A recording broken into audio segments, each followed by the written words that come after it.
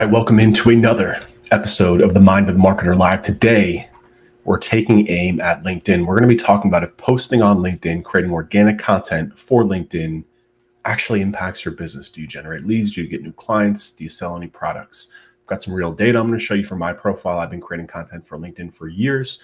We're also just going to talk about my thoughts, my opinions on this from what I see, in my opinion as a user, first and foremost. So you see my eye?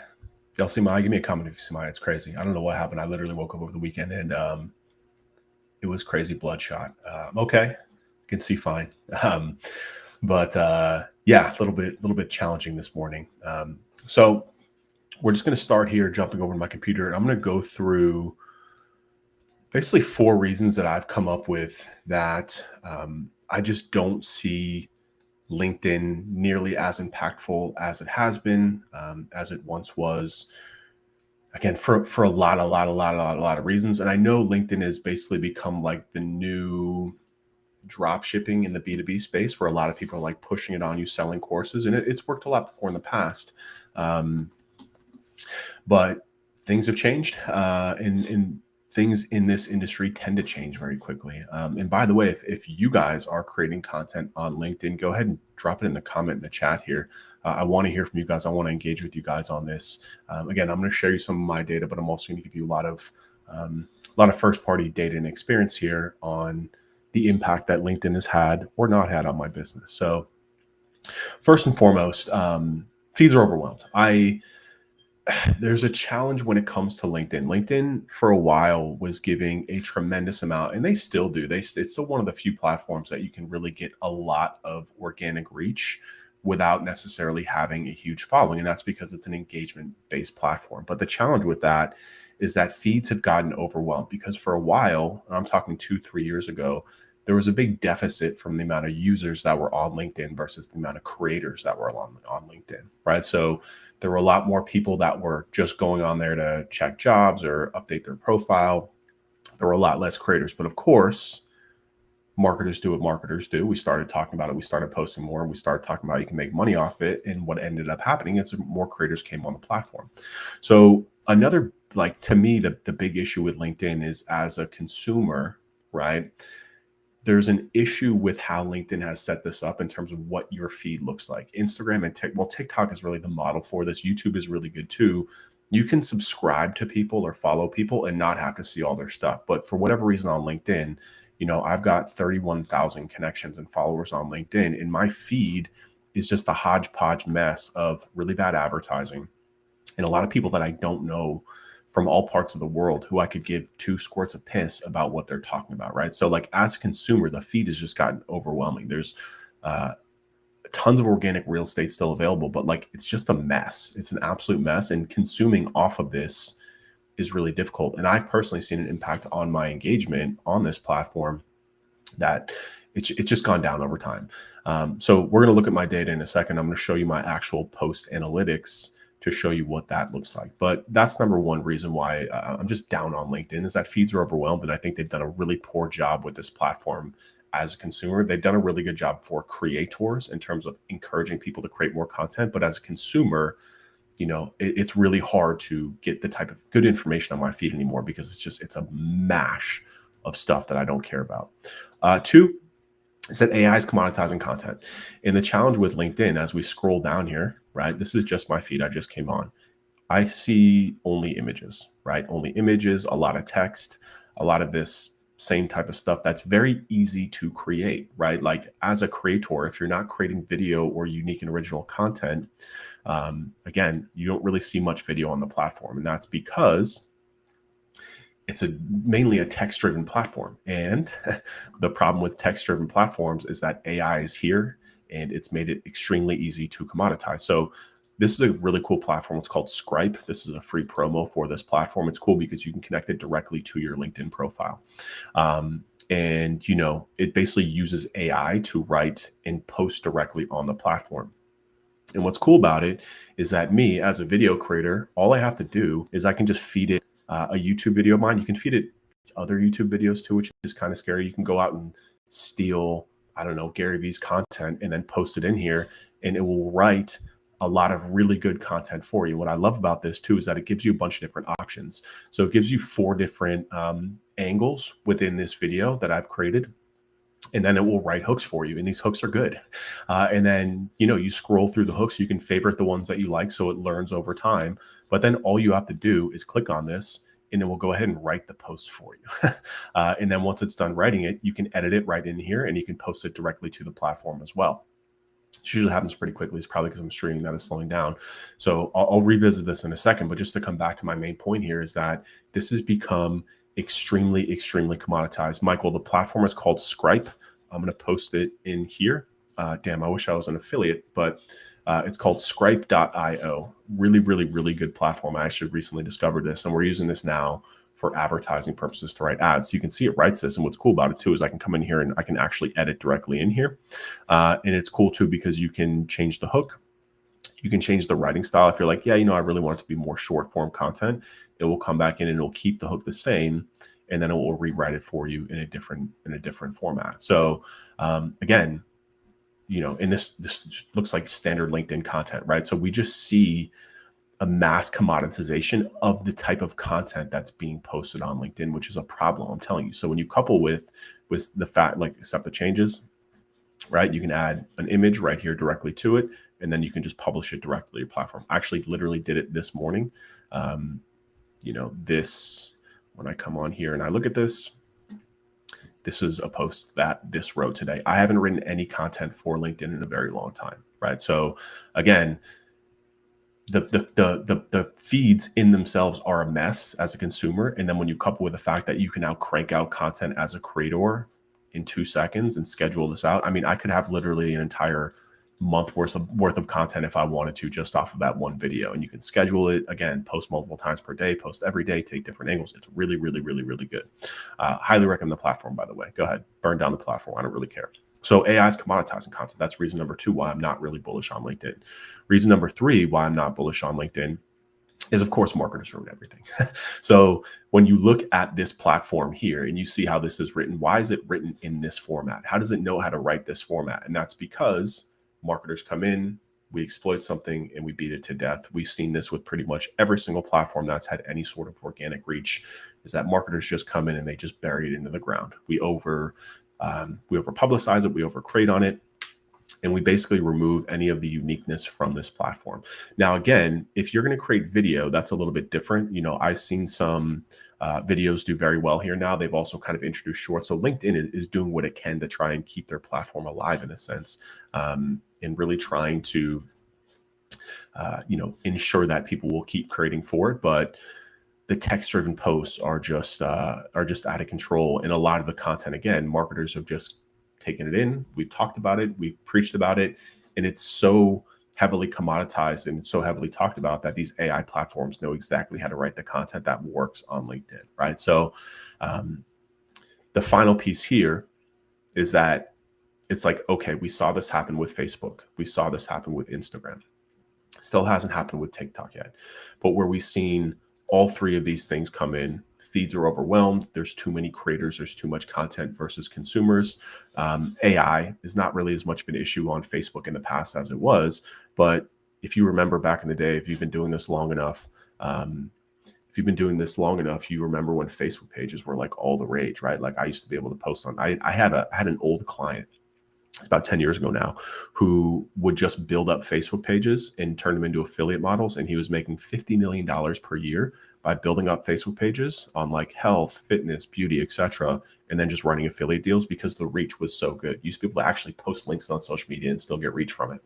So that went away. And what happened? They turned it into a pay-to-play advertising platform. Now, that was okay on Facebook because the ad platform on Facebook is really good. It's amazing. You can actually get really good results with advertising on Facebook. And we just kind of came to terms with the fact that on Facebook, yeah, okay, we don't get organic reach here, but you can still reach people because there's a billion people on Facebook and Instagram. And then they bought Instagram, bought WhatsApp. So Facebook has done a really good job of understanding what the game is, which is saying, okay, we want to build up the user base on this platform, right? By giving leeway to creators, but 2, also creating a consumption mechanism for the users where they keep on coming back and consuming more, and then we'll have creators create more and more and more, etc. And then they built an ad platform because there was so much real estate and inventory available on those platforms, Facebook and Instagram, that you really you can't spend enough on those platforms if you know what you're doing. LinkedIn has that problem though, because the platform sucks. I saw somebody post on Twitter the other day, and he was like, "Hey, I need some really good advice on LinkedIn ads." And I was like, the best advice for LinkedIn ads is don't use them, use Facebook. Anyone who tells you that they're running LinkedIn ads successfully is one of two things. One is that they're probably lying about it to sell you a program or a course. And two is that they're probably working for a company whose ad spend is so much that like they're just spilling over onto LinkedIn. Like I personally, right, have spent a lot of money on Instagram ads. I mean, I've spent as a consumer, right? I see Instagram ads for products, for clothes, for B2B offers, for VSLs, and I opt in all the time. I have never, not one time, clicked on an ad on LinkedIn because they're garbage, and it has nothing to do with the creative. It's the targeting and it's the cost. Like every time you run ads on LinkedIn, you're like, oh, okay, I just had to mortgage my house to afford this, and I didn't get any results. So there's just a huge disconnect between.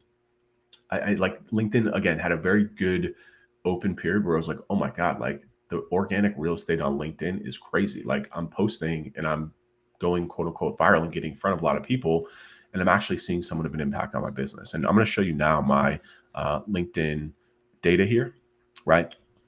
So let's just take a look. Now, granted, I wouldn't say that I am the most active poster here in terms of posting every single day and really blah, blah, blah, and all this different stuff. And I get some big spikes here, but the big spikes that I get here, I'm having to do like some crazy engagement bait. Like, hey, comment for, the link. And honestly, it's exhausting and it doesn't, it drives up a lot of kind of like impressions and engagement. But for the most part, so like you see here, 2,000 comments, 1,000 comments. These are like giveaway posts where I'm basically engagement rage baiting people to comment, which is driving up the engagement on it. But aside from that, I get some decent engagement here, but not the crazy amount of engagement that I used to get. And it's just really, really, really gone down. And the only way that I'm able to get this spike is by basically whoring myself out and doing things that really piss people off on the feed anyways. I see so many marketers that are like, oh my God, I hate when people do this. It's like, well, it is what it is, dude. Like, I'm not here to make friends. I'm here to make money. So I don't care if you like it or not, just keep scrolling. But, it kind of sucks, right? Now, do we generate business off of LinkedIn? Directly? Damn, I got a splinter. Directly? No. There is very little business that I have plucked directly off of LinkedIn to be like, hey, let's have a conversation. It happens sometimes, but like for the most part, they're not the best leads. They're usually tire kickers. They're like, yeah, I saw your content. It was cool. So I mainly promote my company, The Blueprint Training, on here. Sorry, I've got a huge splinter. I got my eye going crazy today, and also splinters out of the blue. So the Blueprint Training is a training platform. We have templates, tools, live sessions, boot camps for agencies.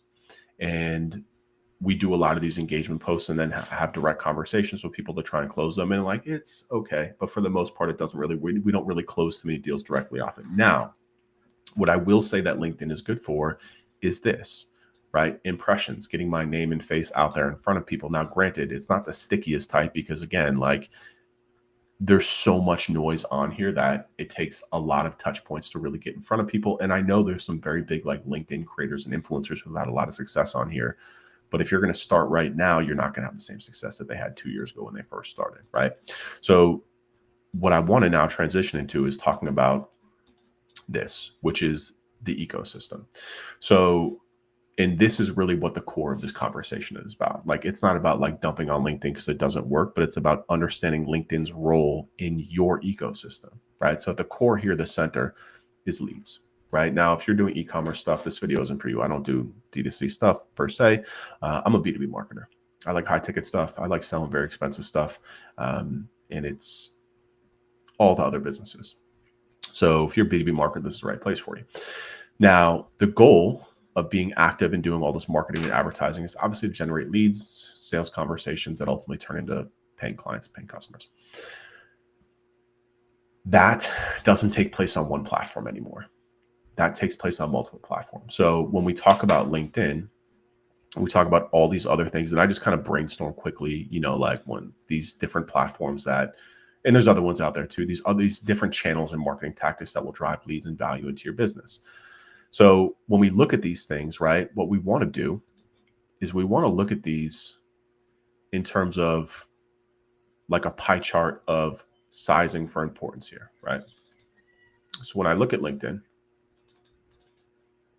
and I say, okay, 3 years ago, I used to be able to post on LinkedIn and get a ton of engagement. It was very big, right? And SEO used to be very big too. Paid search has never really been a big channel for us. YouTube referrals are never really a big channel for us. PR, more of a function of SEO, not a big channel for us. Instagram was never a huge channel for us. Meta ads have always been pretty big, right? Now, what your job is as a marketer, as an expert, is not necessarily to be like, yeah, I'm a master of LinkedIn. It's to master all of this. You are the puppet master. You're the quarterback. You need to understand these different flows and ebbs of these platforms in your ecosystem over time. Because to me, what's happened is that LinkedIn has shrunk. It's still on there. I still post on LinkedIn. It's still a part of my process in terms of content promotion, but it's not at the forefront of it anymore because it doesn't really make me money anymore. What's really grown for me is Meta ads. Meta ads is huge. YouTube ads is huge. SEO is shit.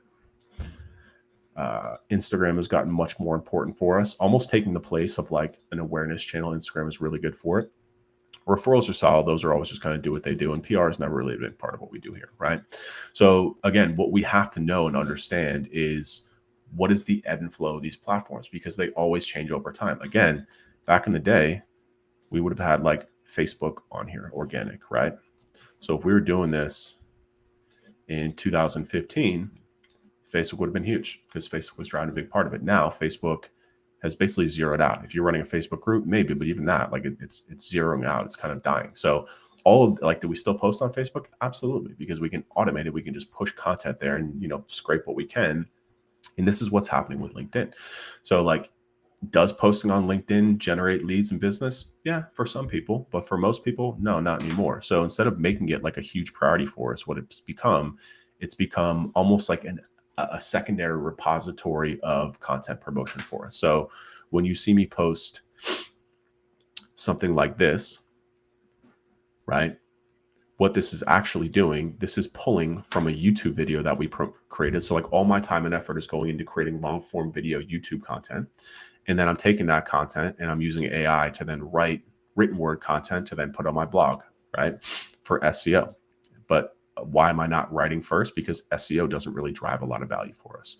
Why am I not writing directly for LinkedIn? Well, because for me, YouTube is by far and away the best organic platform for B2B marketing. So I'm putting all of my strategy, time, and attention here on YouTube. And then I'm just using AI to dump blog content, to dump social content for LinkedIn, for Facebook and Instagram. Instagram just taking shorts. And then a large other majority of our time and obviously money goes into Meta ads because it's a much better final touch point to actually drive leads. So if we really look at like our ecosystem, right, YouTube is at the top in terms of awareness, right? So like these would be like awareness channels up here. Referrals be down here. Paid search, we don't do any paid search for ourselves, but paid search is still a pretty solid platform. SEO somewhere in the middle. Facebook would be somewhere up here, right? So like these would be all your awareness channels potentially up here, and these would be like your finishing channels down here. This is more of what our ecosystem looks like. But what's also important to keep in mind and understand is that I call it an ecosystem because these things are all interconnected with each other, right? When I talk about like posting on LinkedIn, the direct goal anymore is not to be like, hey, we need to generate a certain number of conversations from LinkedIn. It's to literally just get our messaging out there and get in front of people, because the way that I know that things work is that if you see one of my LinkedIn posts, right, and you see a couple over time, maybe you don't take any action, maybe LinkedIn's just serving to you, maybe you do take action, you comment, you engage, right? Would you be able to pick me out of a lineup? Probably not. But if you're then on YouTube in your phone, you commented on LinkedIn and then you're on YouTube, you're either looking for something or you're just scrolling a YouTube homepage looking for stuff. YouTube then recommends you a video of mine. And then you're like, oh, there's that asshole I saw on LinkedIn engagement baiting me. I'll bite, and you watch my video and you watch the whole thing. Then the ecosystem grows and you're going to start getting me on your suggested feed on Instagram. If you use Instagram, you're for sure going to be getting my Meta ads anytime you log on to Instagram or Facebook, right? So like the point I'm making here is that this ecosystem is alive, it's breathing, it's living. And the more places that you are, the better. But we have to really change our understanding of what that pie chart looks like, instead of putting all of our front end time and attention on LinkedIn and be like, Ryan, like last year you told me to start posting on LinkedIn and I did it. I'm not generating business. I'm like, yeah, because it's not enough. It's too competitive out here now. Like, you're not just going to post on LinkedIn and all of a sudden start making money. It's not enough. For all the 4 reasons that I just said, the feeds are crowded, marketers ruin everything, AI is commoditizing the entire feed, and the ad platform sucks. So like, if you're not popping off and going viral, if you don't have a special message, if you're not an extremely attractive person, maybe it's going to be harder for you to get message in front of people there. So use it definitely as a part of what you're doing, but it shouldn't be the forefront of your lead generation strategy anymore. It's not that impactful anymore. Now, granted, over time, 2 years from now, we might come back to this video and you might be watching this 2 years from now. And you might have been like, hey, like, Ryan, you told me to put it on YouTube. I'm like, yeah, but over time, what ended up happening with YouTube is the same thing, is that all these creators started creating on YouTube, and there's just not nearly enough real estate there because the watch time there is so much longer. So people aren't consuming 2-second clips or, scanning through text really quickly. But LinkedIn did an amazing job building up their ad product, and they did an amazing job of cleaning up people's feeds by allowing you to actually only see people's content that you want to see, and not having to see all of your friends' stuff. Like, this is crazy to me that, like, I log on here and there's absolutely no semblance of anything on here. I just see a random, like, mash pash feed of everyone who decided to post on LinkedIn today. It's just, it's garbage. It's nonsense.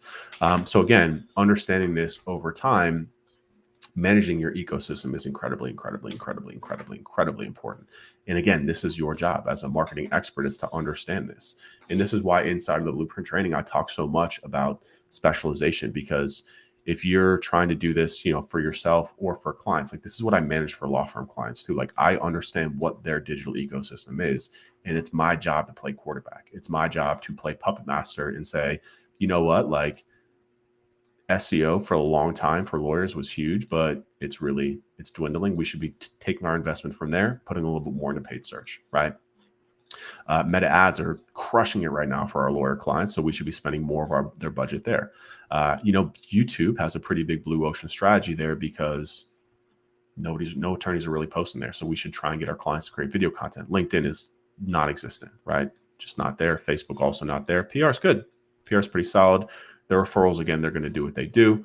Instagram, we could say, okay, actually, what, we're seeing a lot of like organic reach with Instagram Reels, so we should be pushing there. And you might be saying, okay, Ryan, like, how am I going to get all this content created? Well, this is something that I teach and coach inside of the Blueprint training. I literally teach you how to take one video and turn it into a year's worth of content if you wanted it to. The magic of AI is allowing us to do all of this type of work for our clients or for yourself without having to build like a massive, huge team. It's pretty amazing. So if y'all have any questions, if there's any Blueprint members out there, let's go. I'm here for y'all today. My time is yours. I just wanted to kind of go through this a little bit, walk you through kind of my thoughts on LinkedIn. And again, not that I'm dumping on LinkedIn by any means. Like, I still think LinkedIn is an awesome platform for B2B. I really do. But like, it is no longer a focal point of our strategy anymore.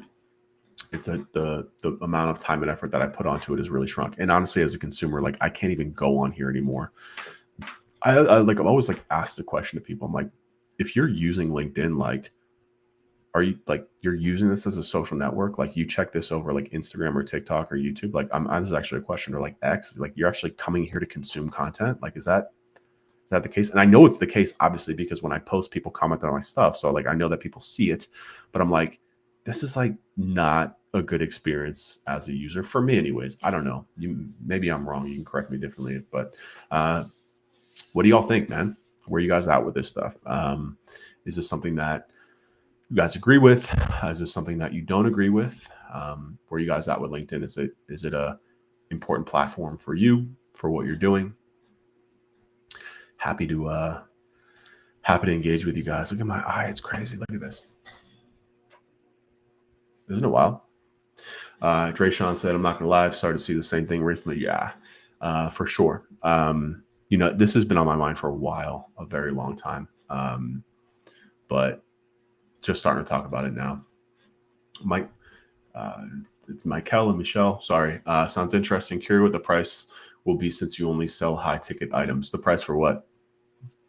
Mikel.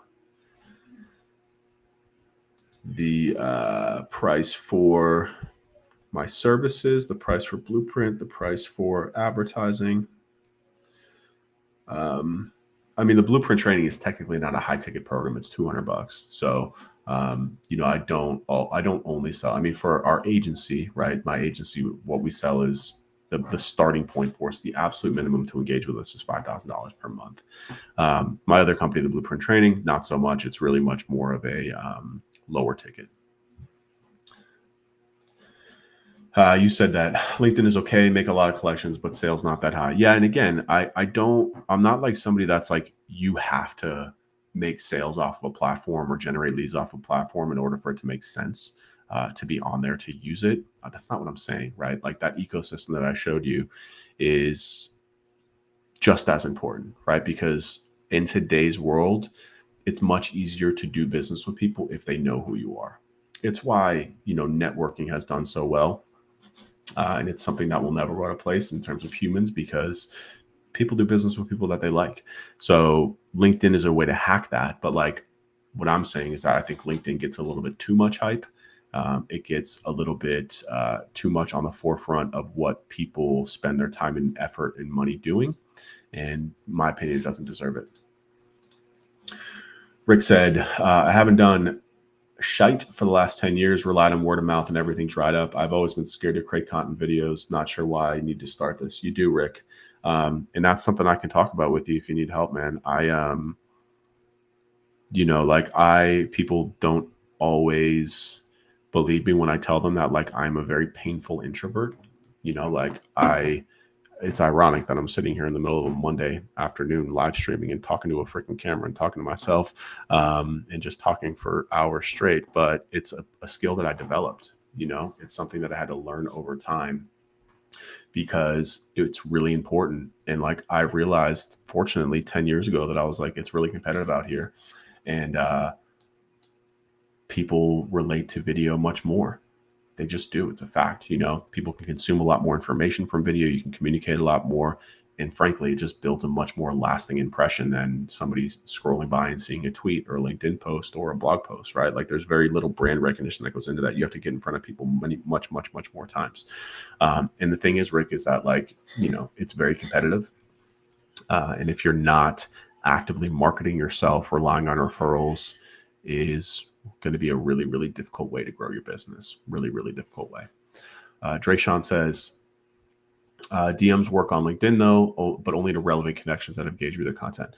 I totally agree. Drayshawn, I'm not saying that like nothing here works. My whole like point and thesis here is that is this ecosystem model, which is, understanding how and where to spend your time and effort, because you can easily just blow a ton of time on something that somebody told you was going to produce fruit for you in terms of direct ROI, direct response marketing, getting actual leads versus stuff that it should be included in your ecosystem, but it shouldn't be at the forefront of it. Like a lot of people put LinkedIn at the forefront of their ecosystem in terms of like, I'm going to just create content for LinkedIn.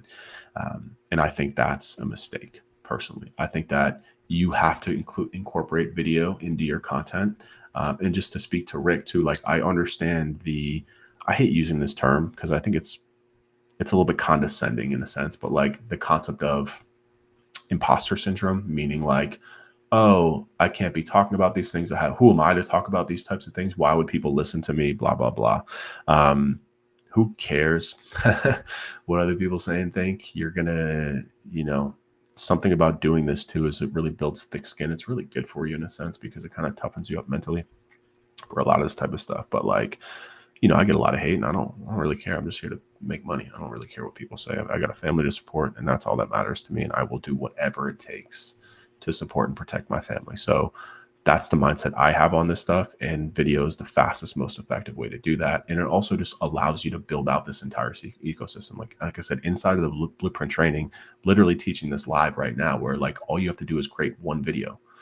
If you can do 2 videos a month, 2 10-minute videos per month, you will have content for 2 months. And you can get on and then like, that's it. You don't have to write content for LinkedIn. You just use AI to write it for you. So it's like the time investment has gone down significantly because of AI, right? Like it's made it so easy to create so much content, and like good content too, that, and I realize that like that is leading to the degradation of the platform. Totally agree and understand, but like that's not my problem. It's just not. It's LinkedIn's problem, and hopefully they'll figure it out. So, Drayshawn, I got a little bit off topic there, but like, yes, LinkedIn DMs are definitely a good way to start conversations. It's tough for me to like fully agree, because like I can't even check my LinkedIn DMs, because I'm just like, that like that meme where the girl's getting like hit in the face with a million hot dogs. That's what I feel like every time I log into my like LinkedIn DMs. It's like, sir, do you want to buy backlinks? Like, hey, do you want to have a virtual coffee? Like, I'm like, no, I don't. No, I don't know you. I'm not going to waste my time 30 minutes with you, dude. Like having like sipping a coffee with you. It's freaking stupid. But to your point, Rayshawn, is that like I do talk to some people on LinkedIn, and because I've taken the time to build up my profile and authority on LinkedIn, if I do send somebody a message, it's much more likely that they're going to respond and react to it, because if they click on my profile, they'll be like, oh, okay, it's not somebody who's just peddling me some shit. So I do think that LinkedIn messages are an effective tool as well. But I think that LinkedIn has a lot of work to do on their platform, like a lot of work to do in terms of cleaning up the platform, cleaning up the engagement. What's up, Steven? Blueprint member, welcome. Love my Blueprint peoples. What do you think about podcasts to create the long form video? I love it. I think, especially if you're just getting started, Steven, anything that you can do is better than nothing. So podcasts are a really effective way to get that long form content done in a much easier format than having to sit and talk directly to a camera, because sitting and talking directly to a camera takes some skills to build up in terms of it's like public speaking, right? It takes time. So podcasts are a good way to have a much more informal conversation, especially if you have a co-host. Like if you have a co-host, I have it on my YouTube channel. If you go to the Weber's YouTube channel, you'll see I have two podcasts there. I have one where I interview successful lawyers, and then I have another one where I sit with Caesar, who's a minority partner at the agency, and we talk about SEO, we talk about Facebook ads, we talk about website design for lawyers. We pick a topic, we talk about it for 15 minutes, and that's it. It's so much easier to do that when you have somebody else. You just use a platform. I'm using Restream right now. I use a platform like Restream or Riverside. It puts you side by side. You record it, give it to an editor, done. Put it on YouTube. Pick one topic every single time, right? So like, just like I did for here, right? Like the topic of this allows this video to be targeted after it goes live for people to find it. So the topic is, does posting on LinkedIn generate leads and revenue? So when you're doing a podcast, you pick a specific topic that has search value, but also has some sort of engagement, interest-based value. And then you just sit down with somebody, or you interview somebody else, and you talk about it. You just keep it hyper-focused on that topic. And then once that's done, then you have that video asset, that long form video asset, that you can do a number of things with it. You can cut it up into shorter videos that you can put on Instagram and TikTok and YouTube Shorts, right? So that's 3 more platforms that you can get discovered on. And if you're only getting 10 views on each of those, if you're doing 5 of those a week, that's 50 more views times 200 a month. That's 200 more eyeballs on you. And like, you have to start somewhere. You have to start building from something, right? You're not just going to start going viral and, getting to the end result just by getting started. But like, that one long form video gives you the assets to then make shorts. And then you have that long form video asset that you can then feed to a Claude project, which is exactly what I do, which gives you a blog post, which you can then put that blog post on your website and rank it for organic purposes. And then you can then take that blog post and then cut it up into shorts to post on LinkedIn as copy, right? To promote that concept, to promote that idea, to get it in front of people. And then once you're really good at this stuff, then you can also take that and turn that into ads for Facebook, and you can run ads to that original video to get more eyeballs on it. This is like an important thing, I think, which is the whole goal of all this stuff is really consumption. It's really not leads in B2B. It's actually consumption, meaning if you're creating content because you have a message to get out there about the service that you provide and how you can help your target audience, the goal is really just getting eyeballs on that content. Is it not? Right? Because if people watch that content over and over again, they should want to work with you. It's just the way it is. Now, not everyone's in market. Not everyone can afford you. Not everyone is your target audience per se.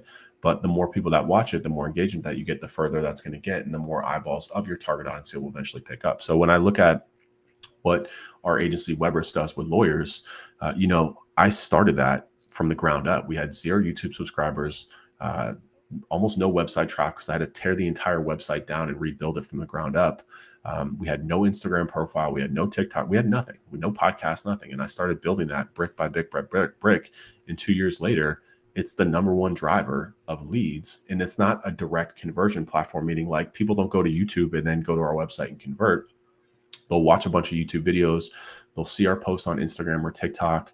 They'll read a blog post, and then they'll get served a Facebook ad, which makes an offer to them, and then they'll convert. And then we always ask them on the form and then during the sales call, like, how did you initially hear about us? And 9 times out of 10, they're saying, I couldn't get away from your videos. I saw you on YouTube, then I saw you on Instagram, then I got your ad, and I decided to have a conversation and see how you can help us. And that's the whole game, right? That's the whole game, because then they're showing up to those sales calls warmed up. They know what we do. It's not like, hey, this is what we do. Let me show you a presentation deck to get your initial buy-in so then we can have, no, like they're showing up ready to talk business. So that's why this is so important. And it does this stuff while you sleep too, right? Like those YouTube videos are out there doing work for me. Our podcasts are out there doing work for me. Our Instagram videos are out there doing work for me without me having to do anything. So once you do this enough, these algorithms know who you're talking about. And if the content is good, you will be rewarded for it because people will engage with it. And these platforms want to serve your content to more people. They need engaging content to get in front of people because the entire goal of a social network is to get people to come back and to keep hitting refresh. Because if people keep coming back to Instagram and hitting refresh, Facebook's going to be able to sell ad space and make money. So creators who get engaging content and create a lot of engaging content will always be rewarded with more organic and free views. So Stephen, that was a very long way of answering your question. That yes, absolutely. Like do what you can, whatever the easiest way for you to get started, do it. And then over time you build and iterate. Always get started, even if it stinks. Just get started, man, and you'll be good. Over time, you just keep putting, I say this all the time in the blueprint, like just keep putting one foot in front of the other and walk in the same direction. And as long as you're walking in the same direction as a blueprint member, which I guarantee that you are, because you have all the resources around you and the team and people to help you out, put your head down, walk for a year, and look up in a year from now and you'd be like, holy shit, I'm in a completely different place. My business is in a completely different place because every single day I woke up and I did what I had to do. Created the content, promoted it, etc. And I guarantee you'll be in a different place 1 year from now. Drayshawn says, what's your click-through rate from YouTube videos to your landing pages? Do you know? I don't know what the click-through rate is from our YouTube videos to our landing pages because I don't get that level of data.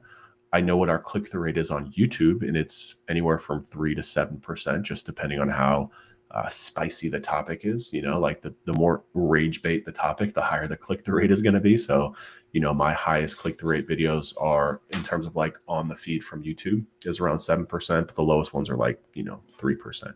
Now, I don't, again, like my goal on YouTube is not to generate leads. Like I don't make YouTube videos being like, man, this is going to generate me a lot of leads. My goals with YouTube is just eyeballs, right? Like how can I get more eyeballs and attention on this? Because the more eyeballs and attention I get, if it's good, it's going to get engagement, it's going to pick up, and it's going to do all the work for me. And like, again, there's just like marketers like go crazy with this stuff. And I think like marketers are so out of touch. Like marketers do this stuff for a living, but they're so out of touch. Like I see stuff on my Twitter feed about like testing the color of buttons. I'm like you really think that like testing a red or green button is going to like really make that much? If you're getting millions and millions of visits to that page, yeah, it can have a small difference to it, right? And it's like a butterfly effect, one small change. But we're talking about like the context for this too is like people are like, oh, in your YouTube videos, you need to make a call to action. I'm like, do I though? Like, you don't think if I'm talking about how to do link building for lawyers that like they don't know that I do that for them? Like they're not dumb, and like I don't want to sell them because it's not my job to sell them here. It's to build trust. It's to build value. So like to answer your question, Trayshawn, like we don't measure that. To me, it's not an important metric. The important metric is like, am I, like the main metric I look at from YouTube and video content is like, am I providing the best possible information? And if not, who's doing it better than me that I can learn from and steal? I am constantly spying on other people to be like, if you're doing better than me, like I want to learn from you. I want to download as much information from you as possible and recreate that for my own stuff. So I don't look at like how much leads is coming from YouTube organic because I know it's such an important part of our ecosystem because people in our pipeline tell me all the time when I ask them, they're like, oh, I found your YouTube video, or like I saw an ad and then I got a YouTube video, or like I saw you on Instagram and then I saw you on YouTube. Like I know how important those videos are to our overall ecosystem, or funnel, if you want to call it. I don't like the word funnel anymore because funnel denotes like a linear process, when an ecosystem is like, it's like a web, right? And like we're living in a time where it's much more of a web than a linear process. It's not like, oh, they came to my web, they discovered me through SEO, and then they saw a remarketing ad, and then it doesn't work like that. You know, like especially in the B2B high ticket space, like people need so much convincing to take them from I don't know who you are to yeah, I want to work with you, that like it can't possibly be linear. There's so much stuff that needs to go into it. And that's why content is so important. Like I'm not like Gary Vee where I'm like content, but I'm like content is the only marketing asset that matters. It's what marketing is right now, because like you cannot do marketing without content. And I don't like, you can interpret the word content however you want, but like you just can't do marketing without content. Like content is a LinkedIn post. Content could be a blog post. It could be a video. It could be an ad. It could be a landing page. It could be an email. Like you can't do any marketing without content. So like if you're sitting here being like, I don't create content, then it's like you're not doing marketing. And if you're not doing marketing, you can't sell marketing. How are you really going to convince people to pay 10 grand a month for marketing if you're not doing it yourself? And like, how do you expect to really get leads? And how do you expect to make an impact in your industry? Like referrals are way too slow. They're way, way, way too slow. Like you have to actively market the crap out of your business and yourself organically and paid. It's the only way. It's the only way. There's a shameless plug in here, but you guys can read that on your own. I'm not going to give them visibility. Does anybody got more questions today? You guys want to look at my again? Look at this. Can you all see that? Maybe you can't see it on the screen, but it's crazy. I literally woke up yesterday and I was like, holy crap. My eye is, it looked like somebody's like stuck a needle in it in my sleep. And it's pretty badass if you ask me. My wife thinks I'm crazy, but like, I'm like, anyways, no more questions? Come on, guys. I got 15 more minutes, man. I'm here to burn it with you. I'm here to tell you whatever you want. Ask me the biggest secrets. I'm an open book here, especially for my Blueprint members. I love y'all. Come on, man. I'm here to help y'all out. Let's make money. How can you make money? Elena says we say. Thank you, Elena. Thank you for some sort of validation from the audience. Nobody else got questions? Nobody. None. Zero. All right. Rick says rub some dirt on it. I think that might be why I'm in this situation. I have a 1-year-old son and we play outside a lot in the dirt. And he'd be throwing rocks at me sometimes. And maybe I caught a stray from my little son. He's got a hell of an arm for a 1-year-old. Trust me. Anyone else? Come on. Throw a hard question at me. I'm just chilling. Chilling here. If you're watching from LinkedIn, if you're watching from YouTube, drop me some. What do we got? There's 43 people on the stream now. No one's got questions over there. Comments? I throw this one out there too. You can tell me how stupid I look. It doesn't bother me. Rick, Blueprint member, first of all, thank you so much for your business. I really do love you all Blueprint members who invest and put your trust into us. Like I really can't tell you how hard we work, and it's not just me. It's the team, Elena, Dragana, Jan. Everyone is out here busting their ass to provide you guys as much information and content as possible, and it's really, really hard to do that. So thank you for investing in us.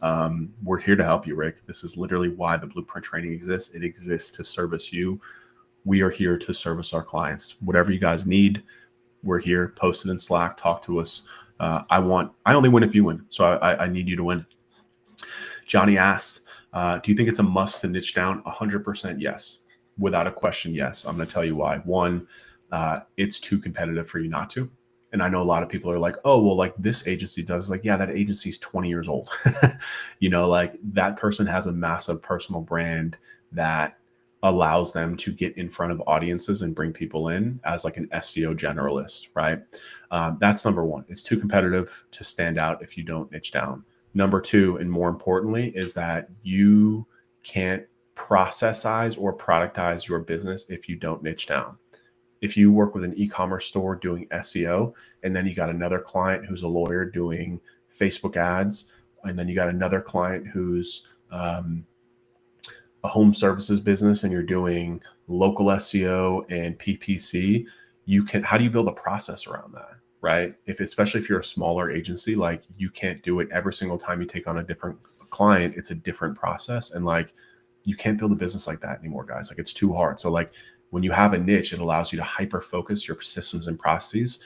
We only work with lawyers, and it allows me to also now add new services very easily. We're starting to do Facebook ads right now for our clients. And like, it only took me 1 week to stand up that service because I'm just focused on solving that one problem for that one type of client, and even a sub niche too. Like we only do Facebook ads for personal injury attorneys. We don't do it for tax attorneys or for business attorneys. And that allows me to build a process where it says, I know the exact type of ads that I need. I know the exact videos and the scripts. I know the exact ad copy, the landing page, and I just need a media buyer to come in and manage this now. So 100%, it's a must to niche down if you're an agency. Even if you are been in the business for a while and you don't have a niche, like do it. It's funny because my wife asked me the other day, she was like, I really see like the work that you put into Weber's, the agency, really starting to take off and grow a lot now. And she was like, do you think it's because of your decision 2 years ago to just work with lawyers? And we had like pivoted up around a couple different niches, but like we never really went all in. We did like the SEO sprints thing, the productized service thing. And I don't want to say as soon as we pick the niche lawyers, because it takes time, right? Like you literally have to take one giant step back when you pick a niche, because you're like, okay, we're not going to work with e-commerce anymore. I'm not going to talk about that. I'm not going to service those leads. I'm going to refer them out. I'm just going to focus on this one business type. And yeah, it took us like a good 6 months to a year to like really start to be like, okay, now we're kind of back to even, but now the 2-year mark, we're growing. I just sent the screenshot to my partner in the business, where from 2022, when I got the rights back to the business, it's been 3 years. Our revenue is 5x, 5x. And the acceleration point literally came 2 years ago when we really started to niche in. So like, you're going to grow faster. The business is going to run easier. You're going to attract more clients. You're going to actually be able to be viewed as an expert. Like trying to be viewed as an SEO expert in today's market is like farting into the wind. Like nobody cares. You can go on ahead. Like everyone's an SEO expert, but like if you're a law firm marketing expert, a law firm customer acquisition expert, an HVAC expert, it's totally different. When you talk to them, they're going to feel that energy from you. They're going to feel that you know exactly what you're doing, and it's a whole different ballgame. So for all those reasons, Johnny, absolutely you should niche down. Dre Sean says, you mentioned a lot of good points. I feel like I've been seeing a lot of similarities. How much do you spend to acquire leads on Facebook? What's your average CPA? So for our agency, for Weber's, we spend around anywhere between 10 and 20,000 per month. Our ads are actually off right now because our ad account got shut down first. We got hacked. But it's, again, like it's really tough, Dre Sean, to give you like an exact CPA, because the ads take credit for a lot of work we're doing elsewhere. So I see them as a necessary piece of our acquisition ecosystem as a final touch point. But like ads probably generate 80% of the last touch point leads that come into the business. And this is only on Facebook and Instagram. So I know we pay per qualified phone call because that's what we track. Per qualified phone call, we pay around like $400 to $500, right? And then we'll usually close like 1 out of 4 of those in a 30 to 60 day period. And then like some of those other ones will trickle in after like 6 months too, but we're really looking at a smaller acquisition window, right? So we're usually paying between like $2,000 and $3,000 to, sometimes more too, to acquire a client. It just depends also on like, it's, again, like I hate to give you like it depends. I'm just giving you like the mindset here, because this is also why people fail at advertising, because they're just looking at it like that. And I'm not picking on you, Dre Sean. This is a very common thing. They're like, what's the CPA? And I'm like, it doesn't work like that anymore, guys. Like there's so much that goes into good marketing and a good ecosystem, a healthy ecosystem, right? And like our CPA, depending on the time of the year, right? Depending on where, like how long of our ad campaign's been running for. Do we need a creative refresh? Do we need an offer refresh, which we have to do 3-4 times a year? So like every quarter, we basically have to rebuild our campaigns from the ground up. So it varies, but I would say comfortably, like we're probably bringing signed clients in around $4,000, a couple per month. And the minimum that they're paying us is $5,000 per month. And they're also on long-term contracts. So we're extremely profitable on it. But we're also like, you might be sitting there saying like, okay, if you're profitable, why aren't you spending more? Because one, it takes a lot to deliver these services. We don't like to bring on more than 1 client per week. So 4 clients per month is our total max. So we're much more focused on bringing better clients that have a higher ceiling, right? That'll sign up for multiple services that will spend more with ads because we take 10% of their ad spend. So it's really kind of hyper looking for the right type of clients. But like, we would not be able to build this business without Facebook and Instagram ads. It's an incredibly important part of our acquisition funnel. And same thing for the Blueprint training. Like, again, same thing. Our entire ad portfolio got hacked, so our ads got shut down. And when our ads got shut down for Blueprint, Weber's is different because we have a pipeline to work off of. So we're fine. I'm actually like, let's give it another month without ads because the pipeline's full. And like, we don't have enough space for all these. So I'm not in a rush to turn on the ads for Weber's again. But for Blueprint, we felt a direct impact on our revenue over the last month because the ads are the point that's like really taking our messaging and pushing it and pushing it and pushing it and pushing it. And organic can only do so much. And it's a low ticket program. It's $200. So we could not run our businesses without the ads. And the CPA is something that, like, I know it's an important metric, but like, it's also an overblown metric, because if that's the only metric that you're looking at when measuring your ads, you might never get profitable on it. But sometimes it's not a problem with the ads. It's because they're like, I've never seen you before, and you're not creating other content. You're not being visible in other places. You're not taking the time to put out long videos or speak at conferences or do podcasts or whatever that is.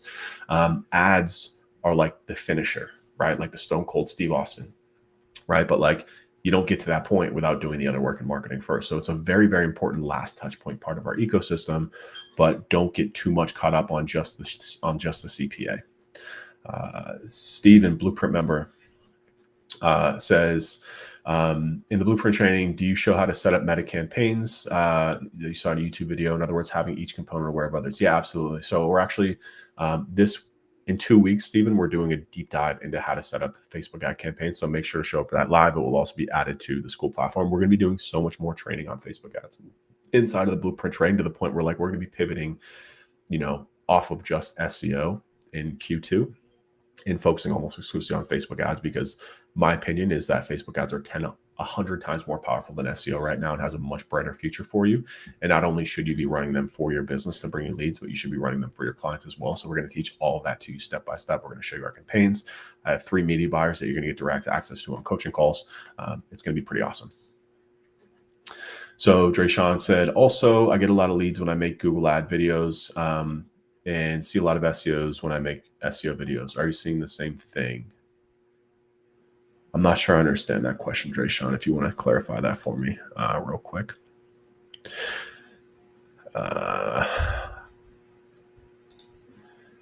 Yeah, so Johnny had said also on the niche comment, we had success in a few niches, but I feel like we need to pick one to market ourselves. Yeah, absolutely. Yeah, pick a niche for all the reasons that I said before. Dre Sean said, oh, I already saw his question. I get a lot of leads. Yeah, I'm not sure I understood that. Yeah, Dre Sean, definitely come back. Definitely come back. All right, well, I'm going to jump. I have a call with a mortgage broker. I'm about to buy another house, hopefully this month. Something we can talk about more on this channel too is not just marketing, but like how to make money with marketing. So you actually build a life to spend on things. This will be our 3rd property that we're buying. This one will be a primary residence, but we're going to take the house that we're living in now, this lovely house, and then rent it out. So, these things are all on the table that we can talk about. But in the meantime, thank you all so much. Please subscribe to this channel, like this video, subscribe it, drop me a comment on this video. It really helps to reach new audiences and new people. But I appreciate all of your time, all your attention. I really do mean that. I know you're busy. I know you have a lot of stuff going on. So spending some time with me today means a lot. Yeah.